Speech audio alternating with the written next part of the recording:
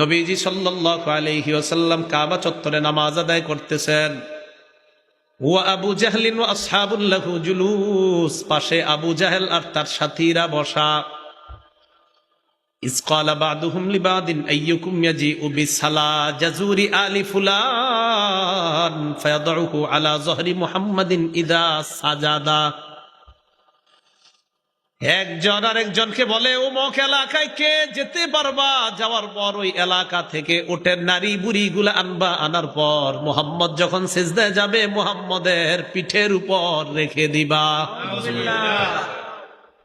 বলল কে পারবা? অমুক এলাকায় যাবে, যাওয়ার পর ওই এলাকা থেকে উটের নারী বুড়ি গুলা আনবা, আনার পর মুহাম্মদ সাল্লাল্লাহু আলাইহি সাল্লাম যখন মুহাম্মদ সিজদায় যাবে তার পিঠের উপর এই উটের নারী বুড়ি গুলা রেখে দিবা। একজন দাঁড়ায় গেছে, নাম উকবা ইবনে আবি মুআইত, পাপিষ্ট দাঁড়ায় কয় আমি পারবো। হতবাগা লোকটা দাঁড়িয়ে যায়, উটের নারী বুড়ি গুলা নিয়ে আসছে। ফানাজরা, নবীর দিকে লক্ষ্য রাখলো।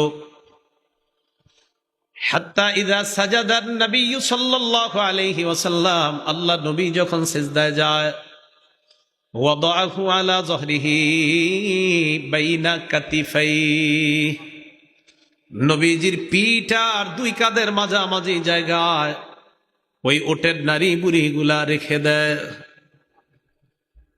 একবার এই কথাটা আপনি ভাববেন, এই হাদিসটা আপনি সামনে রাখবেন, আর মনের মধ্যে কল্পনায় আনবেন আমার নবী কাবা চত্বরে নামাজ আদায় করে,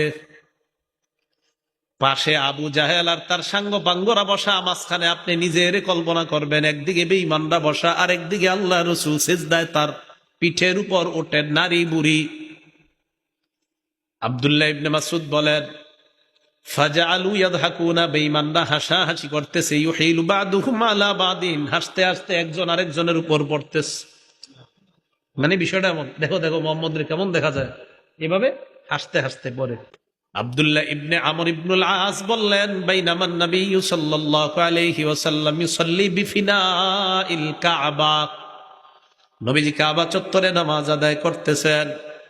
নামাজ আদায় করার সময় ইজ আকবালা উকবা ইবনে আবি মুআইত, উকবা ইবনে আবি মুআইত আসছে। ওই যে ওইটা, ওই আগেরটা যেটা আয়েশা উটের নারী বুড়ি দিছিল, এটা আবার আজকে আসছে। নবীজি নামাজে আসছে, আসার পর দেখেন এদিকে তাকান, আখাযা বিমানকিবি রাসূলিল্লাহ, নবীজি নামাজে নবীজির ঘাটটা এইভাবে ধরছে। আমি আপনি হাইয়া আলাস সালাহ শোনার পরেও ঘরের পাশেই মসজিদটা যাচ্ছি না। কল্পনা আনেন রাসূল নামাজে, আল্লাহর পরে যিনি শ্রেষ্ঠ তিনি নামাজে, এই নামাজের অপরাধ মানে উনি কেন নামাজ পড়বে কাবা চত্বরে, এটা একজন কাফের সহ্য করতে পারতেছে না, ঘাড়ে এসে ধরছে। আমি আপনি কত আরামে মসজিদে যেতে পারতেছি, শুধু কি যেতে পারতেছি, আপনি মসজিদে গেলে সবচেয়ে নিরাপদ, কেউ আপনারা জ্বালাবে না, ঠিক না? অথচ দেখেন আমার রসুল মসজিদে নিরাপত্তা পাচ্ছে না, রসুল নামাজ পড়তেছে, বেঈমান গিয়া রসুলের কাঁধে। পরে কি করছে দেখেন, আমার দিকে তাকান, লাওয়া সাওবাহু ফি উনুকিহি, গলার মধ্যে একটা কাপড় পেঁচে। ওই যুগে আপনার কাপড়গুলো সুতাগুলা ছিল একটু ধারালো, পেঁচাইয়া দড়ি দিয়া মানুষকে ফাঁসি দিলে আপনার যেইভাবে চেহারাটা আপনার একদম জিহ্বাটা এই অবস্থা।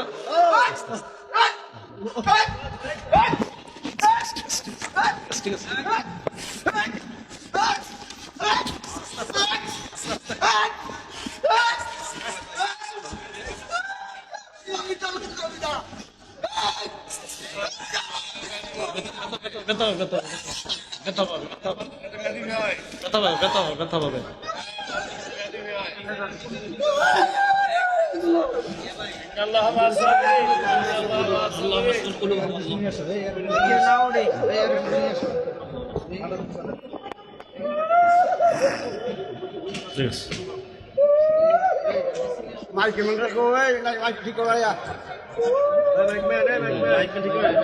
Aku.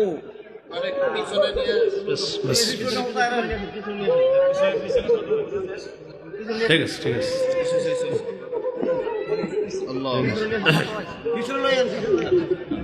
Allah. ঠিক আছে। তো রাসূলুল্লাহ সাল্লাল্লাহু আলাইহি ওয়াসাল্লাম কাবা চত্বরে নামাজ আদায় করতেছেন।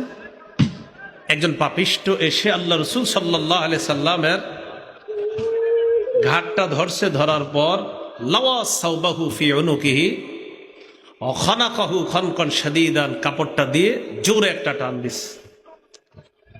সেই জন্য বলছিলাম আমরা নামাজ পড়ব সবাই। আমাদের নবীজি সাল্লাল্লাহু আলাইহি সাল্লাম নামাজের মধ্যে দাঁড়িয়ে আছেন, কি পরিমাণ আঘাত সহ্য করেছেন চিন্তা করেন। তো বলেন এই যুগে আমরা মসজিদে গেলে আমাদেরকে কি কেউ বাধা দিবে? নামাজ পড়বো তো সবাই ইনশাআল্লাহ।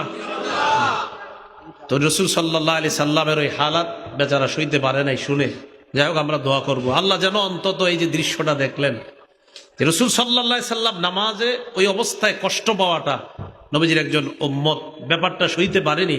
তাহলে চিন্তা করেন ওই যুগে সাহাবাদের সামনে এই কষ্টগুলো রাসূলকে দিয়েছেন। এই জন্য ভাই সবাই নামাজ পড়বো তো ইনশাআল্লাহ।